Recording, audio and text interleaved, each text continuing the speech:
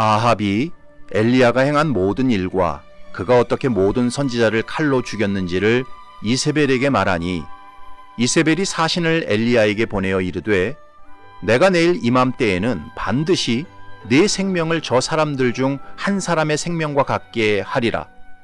그렇게 하지 아니하면 신들이 내게 벌 위에 벌을 내림이 마땅하니라 한지라. 그가 이 형편을 보고 일어나 자기의 생명을 위해 도망하여 유다에 속한 부엘세바에 이르러 자기의 사환을 그곳에 머물게 하고 자기 자신은 광야로 들어가 하룻길쯤 가서 한 로뎀 나무 아래에 앉아서 자기가 죽기를 원하여 이르되 여호와여 넉넉하오니 지금 내 생명을 거두시옵소서.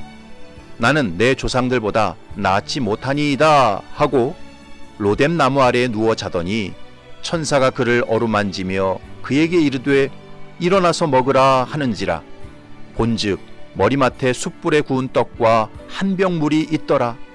이에 먹고 마시고 다시 누웠더니 여호와의 천사가 또다시 와서 어루만지며 이르되 일어나 먹으라. 네가 갈 길을 다 가지 못할까 하노라 하는지라.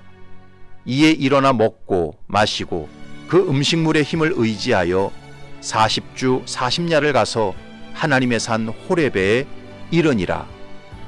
아멘.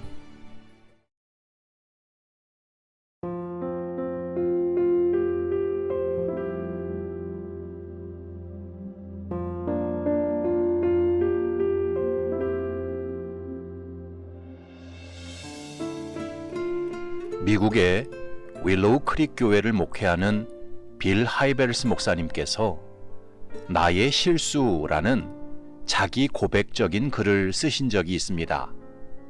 세계적으로 목회 잘하기로 소문난 빌 하이벨스 목사님이 도대체 무슨 실수를 저질렀을까요? 그 내용은 이렇습니다. 빌 하이벨스 목사님께서 윌로우 크릭 교회를 처음 개척하셨을 때 5가지 핵심 가치를 붙잡았다고 합니다. 그 핵심 가치들은 모두 대문자 G로 시작하는 단어들이었기 때문에 5G라고 불렀다고 합니다. Grace, 은혜, Growth, 성장, Groups, 소그룹 사역, Gift, 은사 활용, Giving, 헌신. 빌 하이벨스 목사님은 이 5가지 핵심 가치를 붙들고 거기에 자신의 힘과 교회의 역량을 공평하게 20%씩 분산했다고 합니다. 그렇게 하면 반드시 교회가 건강하고 역동적으로 성장할 것이라고 생각했답니다. 그런데 정반대의 결과가 나왔답니다. 교회는 점점 무거워지고 침체되어 갔답니다. 왜 그럴까? 많은 시행착오를 겪으면서 빌 하이벨스 목사님께서 그 원인을 깨닫게 되었습니다. 그 원인은 바로 하나님께서 부어주시는 은혜가 부족했기 때문이었습니다. 은혜가 없으니까 성도들의 심령은 냉랭해졌고 어느 누구도 움직이려고 하지 않았습니다. 은혜가 없으니까 성장도 안 되었고 소그룹 모임도 안 되었습니다. 은혜가 없으니까 은사 활용도 안 되고 사람들도 헌신하지 않았습니다. 결국 빌 하이벨스 목사님께서는 큰 결단을 내리고 방향을 선회했습니다. 목회 역량의 절반 이상을 하나님께서 부어주시는 은혜에 집중하기로 결심했습니다. 그래서 다른 사역과 활동들을 내려놓고 집중적으로 주님께 기도하고 열정적으로 예배하면서 오직 하나님의 은혜만을 구했습니다. 오직 주님의 얼굴을 구하고 주님께만 집중했습니다.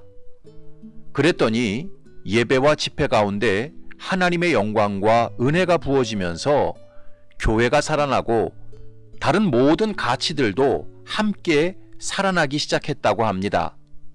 은혜 받으니까 성장이 자연스럽게 오고 은혜 받으니까 저절로 소그룹이 살기 시작하더랍니다.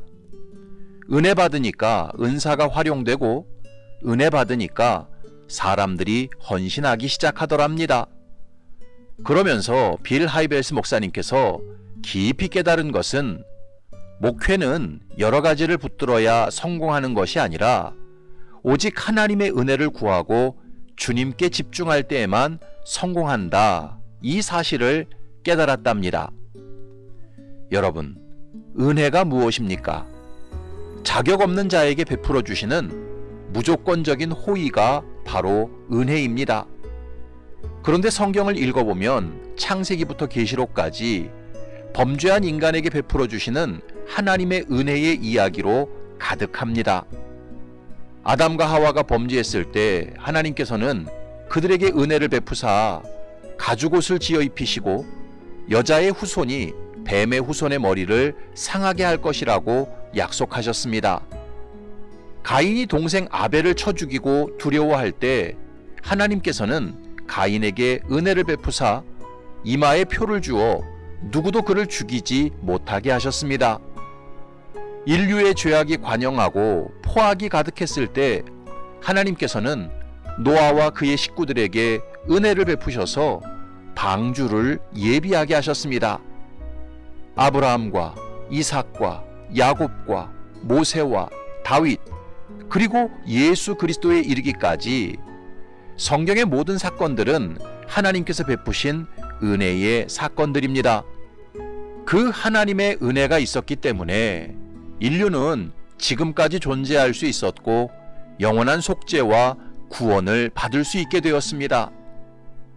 오늘 본문에 보면 하나님께서 낙심하고 지친 엘리야에게 은혜를 베푸사 그를 다시 사명자로 회복시키시는 것을 볼 수 있습니다. 5절부터 8절을 보면 로뎀 나무 아래에 누워 자더니 천사가 그를 어루만지며 그에게 이르되 일어나서 먹으라 하는지라. 본즉 머리맡에 숯불에 구운 떡과 한 병 물이 있더라. 이에 먹고 마시고 다시 누웠더니 여호와의 천사가 또다시 와서 어루만지며 이르되 일어나 먹으라. 네가 갈 길을 다 가지 못할까 하노라 하는지라. 이에 일어나 먹고 마시고 그 음식물의 힘을 의지하여 40주 40야를 가서 하나님의 산 호렙에 이르니라. 엘리야는 놀라운 하나님의 역사를 행하면서 자기도 모르게 자신이 하나님의 도구라는 생각을 망각했습니다. 스스로 특별한 존재요, 대단한 존재라고 착각했습니다. 그것을 어떻게 알 수 있느냐 하면 엘리야의 탄식을 보면 알 수 있습니다. 4절을 보면 여호와여 넉넉하오니 지금 내 생명을 거두시옵소서. 나는 내 조상들보다 낫지 못하니이다.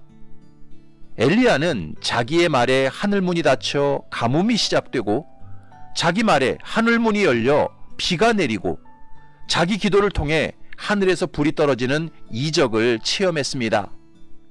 그러나 사실 그 모든 이적과 표적은 자기 자신으로부터 발원된 능력이 아니었습니다. 하나님께서 엘리야를 통해 주권적으로 행하신 능력이었습니다. 그런데 엘리야는 자신이 그런 기적의 도구로 쓰임받다 보니까 자기도 모르게 자기를 특별한 존재로 생각했고 대단한 사람이라고 착각했습니다. 그렇게 엘리야의 마음은 교만과 우월감으로 한참 부풀어 있었습니다. 그런 상태에서 이세벨의 죽음의 협박이 날아오게 되니까 엘리야는 마치 바람 빠진 풍선처럼 크게 낙심하고 절망할 수밖에 없었습니다.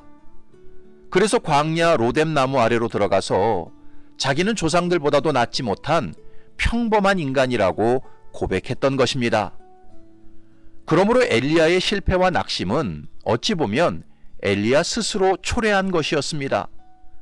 겸손하게 종의 마음을 품고 구원의 반석이신 여호와 하나님만 잠잠히 바라보고 신뢰했어야 했는데 그렇게 하지 못했습니다.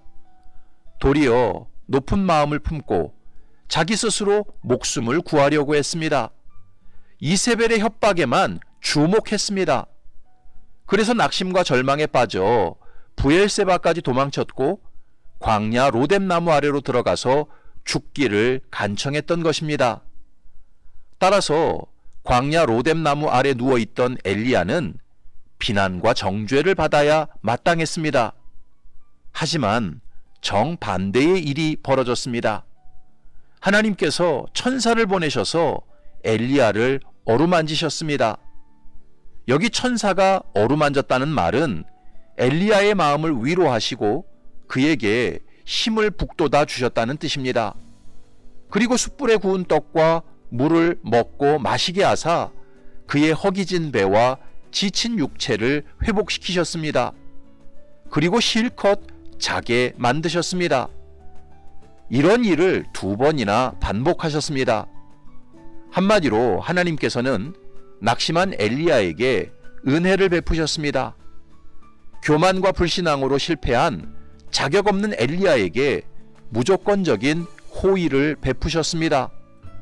그랬을 때 엘리야는 다시 힘을 얻어 하나님의 산 호렙까지 갈 수 있었습니다. 이런 성경의 이야기를 보면서 우리는 깊이 깨달아야 합니다. 사람을 살리고 회복시키고 세우는 길은 오직 하나님의 은혜가 임하는 길밖에는 없습니다. 사람은 그의 잘못을 비난하고 정죄하고 책임을 묻는다고 해서 바뀌는 존재가 아닙니다. 도리어 조건 없이 사랑하고 용서하고 호의를 베풀 때 진정으로 바뀌는 존재입니다. 그래서 복음이 능력인 것입니다. 하나님께서는 죄로 죽을 수밖에 없었던 저와 여러분을 자기 독생자 예수 그리스도를 대신 희생시키심으로 구원하셨습니다. 죄인에게 감히 상상할 수도 없는 은혜를 베푸셨습니다. 그래서 복음의 은혜를 진정으로 깨닫고 받아들이는 사람만이 거룩한 사람으로 변화되는 것입니다. 사랑하는 성도 여러분, 우리가 믿는 하나님은 은혜가 풍성하신 하나님이십니다. 자기 아들을 십자가에 내어주실 정도로 저와 여러분을 사랑하시는 자비의 아버지이십니다. 그러므로 나의 못된 성질과 죄악으로 가정이 깨지고 삶이 무너지고 인생의 희망이 보이지 않을지라도 은혜가 풍성하신 하나님 앞으로 나아오시기 바랍니다. 토기장이신 하나님 앞에 정직하게 나아와 있는 모습 그대로 다 보이고 맡기시기 바랍니다. 그러면 예수 십자가의 은혜와 성령의 위로가 반드시 우리를 고치시고 싸매시고 새롭게 하십니다. 바라기는 저와 여러분들이 인생을 살아가다가 때로 넘어지고 실패했을 때 오직 하나님의 은혜만을 사모하고 그 은혜에만 소망을 두시기 바랍니다. 그래서 엘리야처럼 인생이 새롭게 회복되고 재창조되어지는 놀라운 역사를 체험하시기를 주님의 이름으로 축원합니다. 아멘.